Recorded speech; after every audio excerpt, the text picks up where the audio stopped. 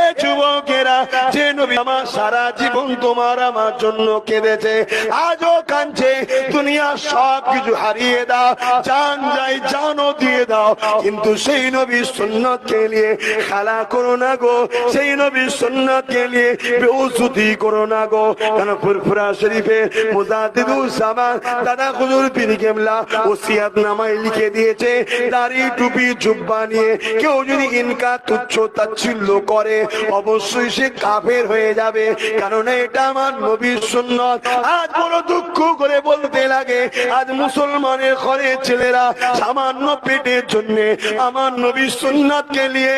এমন লোকের মাথায় তুলে দিচ্ছে যাদের সম্বন্ধে আল্লাহর কোরআন বলেছে বালহুম আদার, চতুষ্পদ জন্তু থেকে যারা নিকৃষ্ট